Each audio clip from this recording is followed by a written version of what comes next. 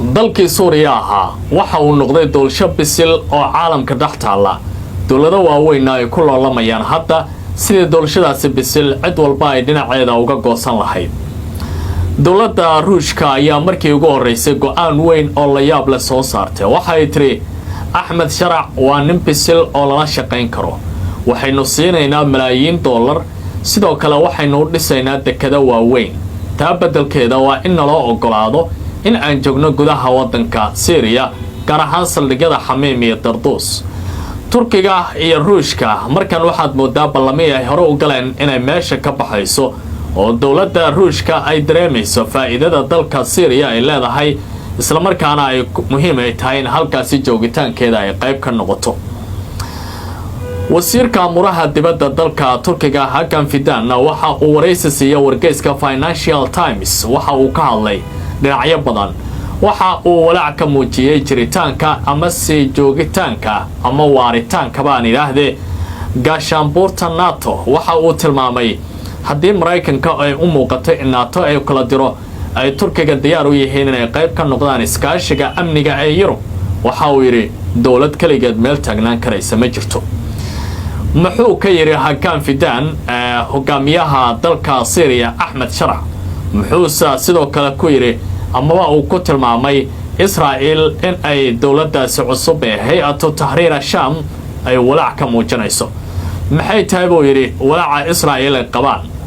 ma Syria oo kaliya ay ka qabaan waxa uu yiri dawlad kasta oo islaam ah oo dunida ka taala Israel waxay u aragtaa inay qatar ku tahay amnigeeda qowmiga ah taasi waa mushkilad weyn waxaana ay u muuqataa Netanyahu iyo dawladdiisu inay hooskooda ka baqanayaan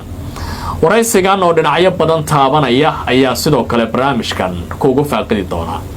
saaxiibayaal intaan wada joogno waxaan sidoo kale soo qaadan doonaa ciidamada lagu magacaabo Siiriyada dimuqraadiga ah ayaa oo kurdiyiinta ah ayaa markii ugu horeysay waxa ay sheegeen inay diyaar u yihiin inay gaashaanbuur la noqdaan nidaamka Israel ee Netanyahu uu hogaamiyo Syria tani waxay ku tahay baa la leeyahay qatar weyn qodobadaasi ayaan ku eegayaa barnaamijkan saaxiibayaal meel kasta oo aad joogtaan soo dhawaada ayaan idin leeyahay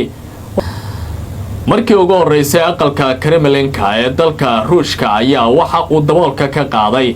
in ay wali ku qanacsan yihiin joogitaankooda gudaha waddanka Syria arrintan ayaa ka dambeysay markii dawladda Ruushka ay dalab weyn hor dhigtay hogaamiyaha dalka Syria Ahmed Sharac ee sida ku meel gaarka ah xilka madaxtinimada u haya isla markaana 8 bishii December aynu ka soo gudubnay talada ka tuuray hogaamiyihii waddankaasi muddada dheer ka talinaya Bashar Xaafid al-Assad dawladda Ruushku waxa ay tilmaameen in ay doonayaan in lacaga malaayiin dollar ah ay siiyaan dawladda Dimashq taa beddelkeedana ay diyaar u yihiin buu yiri dawladda Ruushku in ay dhisto amaba ay joogitaan ku sii yeelato saldhigyada Tartus iyo Xamiim ee gudaha waddankaasi Syria dawladda Ruushka waxay yiraahdeen waxaynu diyaar u nahay dhisidda dekad weyn oo Tartus ku taala isla markaana dawladdaasi Syria ay dhaqaale badan ka samayso waxaan sidoo kale diyaar u nahay bay yiraahdeen in aynu maalgelino ceelasha shidaalka taasi oo Syria wax soo saarkeeda qiimo weyn u yeelaysa hadalkani waxa uu muuqanayaa inuu jawaab dadban u yahay dalab hore uga yimid dawladda Ankara ee Recep Tayyip Erdogan uu hogaamiyo ku salaysnayd in ay muhiim tahay in dhinaca iyo dalka Ruushka uu u wareego dhinaca Liibiya isla markaana saldhigyada uu ku leeyahay Xamiim iyo Tartus halkaasi la geeyo dhinaca kalena loo madax baneeyo dalka Turkiga inuu si buuxda u joogo ama joogitaan ugu yeesho dhinacaasi gudaha dalka Syria Turkigu waxa uu qorsheynayay in 3 saldhig oo waaweyn uu ka samaysto gudaha dalkaasi Syria laakiin arrintan waxay walaac xoog la ku abuurtay dalka ama nidaamka Israel ee Benjamin Netanyahu uu hogaamiyo hadda xaaladdu waxay u muuqataa wax weyn inay iska bedelayaan oo Turkiga iyo waliba Ruushku ay u arkayaan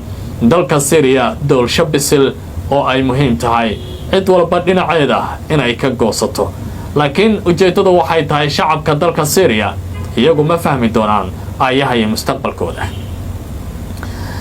haddii aan qodobka kale aan idin hayaan guda galana wasiirka amuraha dibadda dalka Turkiga oo lagu tilmaamo dhaxal sugaha qarsoon ee Rajab Tayyip Erdogan xilka kala wareegi doona. Hakan Fidan ayaa markii ugu horeysay wareysi siiyay wargeyska The Financial Times. waxa uu ka hadlay xaaladda gudaha waddanka Syria, isbedelada waaweyn ee caalamka ka dhacay, iyo waliba xaaladaha iyo tallaabooyinka hor kale ee madaxweynaha dalka Mareykanka Donald Trump uu qaadayo. Hakan Fidan ayaa waxa uu yiri haddii aynu eegno mustaqbalka gaashaanbuurta NATO waxay u muuqataa mid aan saadaashiisu aanay wacnayn. haddii Trump uu go'aansado in NATO la kala diro oo ay meesha ka baxaan, innagu waxaynu gaashaanbuur amni oo ballaaran la samaysan doonaa wadamada Yurub,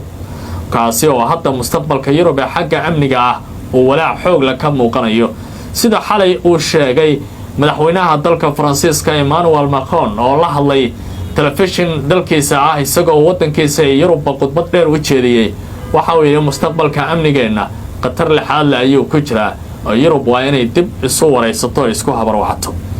laakiin Hakan Fidan waxa uu leeyahay innaga amnigeena waxa uu ku xiran yahay kan Yurub oo aan gaashaanbuur la samaysano. waxa uu yiri Yurub waxa ay muddaba aynu doonaynay inaan qayb ka noqono, laakiin hadda isbahaysigooda amniga ah haddii NATO meesha ay ka baxdo waxaynu noqon doonaa saaxiib iyo xaliif dhow oo la shaqeeya.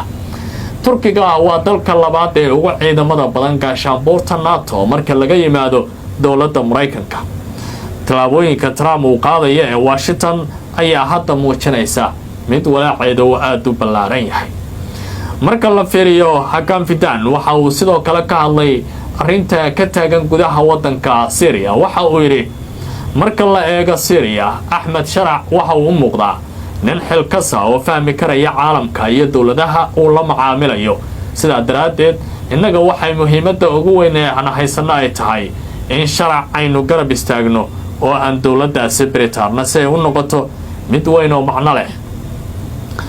weerarada Israel ee dhulka Syria ayaa waxa uu ku tilmaamay mid muujin doonta dhismaha hanaan xasilan oo amni ah. hadalkan waxaa lagu tilmaamay mid si diblomaasiyaysan oo amniga uga hadlay. macnaheedu ma waxay tahay Israel ayaa meesha ka baxaysa oo gobolka amni ayuu noqonayaa? su-aashaasi waa mid kale oo yaabkeeda leh. Israel maanta weerar ayay ku qaaday qaybo ka mid ah gudaha waddanka Syria.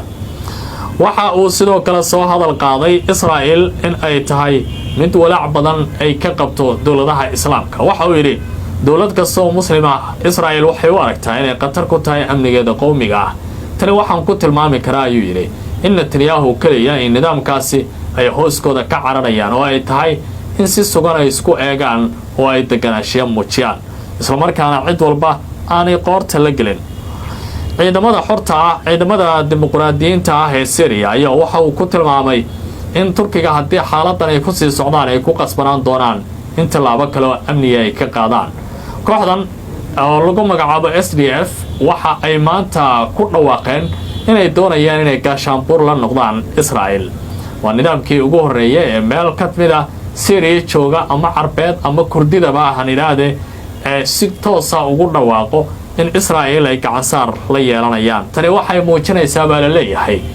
doldoleel kale oo hor leh oo Israel u soo gelinaya in ay dhinaca Syria soo fargeliso. Ankara waxa ay rajo badan ka qabtaa buu yiri in Mareykanka iyo Trump ciidamadiisu ay kala baxaan qaybaha Syria ay ka joogaan. hadda Syria waad fahmi kartaan u malaynayaa inay noqotay doolsho bisil oo cid walba ay doonayso cadka iyada ku soo aadaya inay ka goosato. maxay kula tahay arrintan loolanka ee Syria ka taagan inay muujinayso marka la eego isbedelada waaweyn ee caalamka ka dhacaya? madaxweynaha waddanka Syria Ahmed Sharac ayaa mar wariyaasha maanta ay weydiiyeen sida uu u difaacay dalkiisa weerarada uga imaanaya Israel. waxa uu yiri taasi warbaahinta loogama jawaabo, waxaana ay ka dhigan tahay in luqad dagaal oo dadban uu Israel u diray. sidaas ay leeyihiin qurada dagaalka. qaybtii labaad ee caawa ee barnaamijka Barrow Showna intaa ayaan ku gabagabaynayaa saaxiibayaal. si aad macluumaad iyo warar kale oo dheeriya oo bariga dhexe caalamka iyo geeska Afrika ku saabsan aad u heshaan ku soo biira YouTube-kan oo subscribe dhaha. aad baad u mahadsantihiin.